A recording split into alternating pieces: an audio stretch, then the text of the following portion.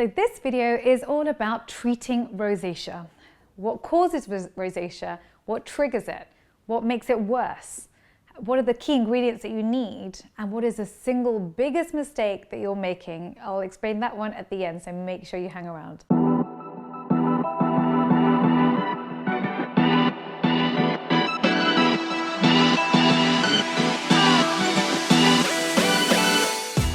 So what is rosacea? Rosacea is a chronic inflammatory skin condition. It is common in Europeans and only about 4% of Asian and Africans suffer with it. There are many different causes. The key ones are vasculature, immunity, free radicals, UV radiation, and infectious agents. So let's start off with the vasculature. What is happening with your blood vessels? So what happens is you get persistent erythema, where you get flushes of the skin, but it stays for longer and longer until it doesn't go. And at that point, you even start to get telangiectasia, where you can almost see broken blood capillaries under the skin. So the vasculature is a big part of why you get rosacea. There are certain things that exacerbate this, things like spicy food, alcohol, menopause, stress. So you want to try and limit the triggers to flushing as much as you can. So the second thing that happens with rosacea is an increase of cytokines in the skin. Now, cytokines are basically signaling agents. And what they do, they are pro-angiogenic, which means that they want more capillaries to form and more blood to come to that area, which is one of the reasons you get rosacea. So what triggers cytokines are things like UV radiation. We all know how bad UV is for the skin. Other things are such as harsh weather, so whether it's wind, heat, steam. If you have physical or chemical injury to the skin, it can also lead to increase in cytokines. So again, you want to avoid these triggers. Number 3 are the microorganisms associated with rosacea. So the two that come up over and over is Demodex folliculorum and H. pylori. Demodex folliculorum is a parasite that lives in the sebaceous gland. It can lead to inflammation and worsens the rosacea. It's seen mainly in patients who have rosacea compared to the healthy population. The second one is H. pylori. H. pylori is controversial and reports are quite contradictory. However, in the blood of patients with rosacea, there is an increased number of antibodies to H. pylori, which is why it's thought to also be contributing to the rosacea. The next culprit is UV. UV radiation is really the enemy when it comes to rosacea. That's why SPF 50 is just so important. What happens is UV radiation will lead to erythema in the skin, which leads to vasodilatation, the exact opposite of what you want for people with rosacea. The second thing that it does is that it leads to increase in cytokines, so that signaling agent, which leads to more angiogenesis, which means more blood capillaries forming in the area that you don't want it to form. And so SPF 50 is essential for rosacea. The next trigger is free radicals. Free radicals basically cause oxidative damage to your skin.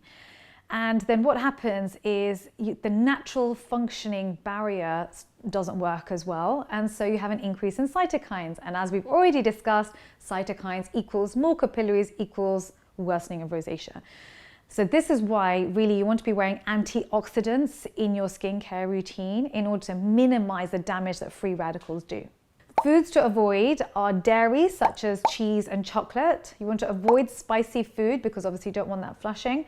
And drinks to avoid are hot drinks, such as especially caffeinated drinks or alcohol. So I know you're not going to like me for that list, but it will improve your rosacea. There are other things that can make it worse, things like anger, stress, going into the sauna. Also, when you have a chronic cough or fever, flu, migraine, these things can also exacerbate rosacea. So that is the exhaustive list of all the things that can exacerbate your rosacea. So the reason I went through this exhaustive list is because this is an incurable condition. It is a chronic condition, and it starts off with the waves of flushing until it becomes more and more persistent. So really the mainstay here is to avoid the triggers. You don't want to have to keep going through these flushes until it's persistent, and then it's very difficult to treat. So that's why I've been through the triggers to avoid. So the best ingredients you want to be using for rosacea, start off with 10 to 20% of azelaic acid. This is an anti-inflammatory.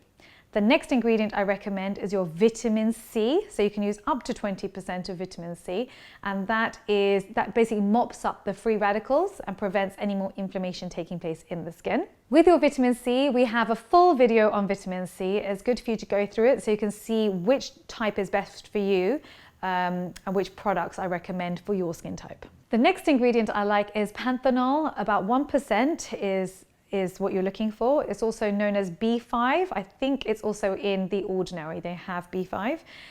And this is basically soothing and moisturizing to rosacea skin. The other ingredient that I think is essential is niacinamide, 10%. Again, you can find the 10% plus 1% zinc in niacinamide, in The Ordinary range, sorry.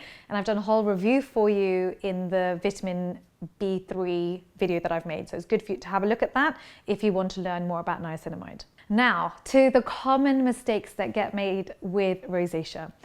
When you wash your face, just have a look at the back of the packaging. The words that you want to avoid are sodium lauryl sulfate, propylene glycol, and fragrance. These three things can all exacerbate rosacea and make it worse. Now, in your skincare, you need to avoid menthol, exfoliating agents, and your AHAs. So things like glycolic acid, lactic acid should never be worn on someone who has rosacea. Right, so what do you do with your skin? So I would wash my face with Pharmaceris face wash. I will link it in the description box below for you. The ingredients I then apply are 10% niacinamide from The Ordinary, followed by your vitamin C from The Ordinary. I love the percentages and the price point is excellent. And as a formulator, it's important to know percentages and do a cost-benefit analysis on it. So those are two I'd recommend.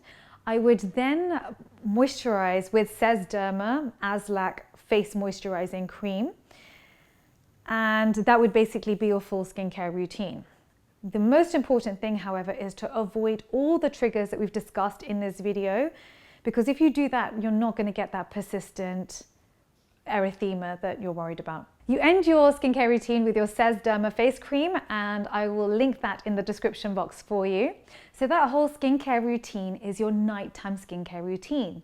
Your morning skincare routine is washing your face to remove all the actives from the night before.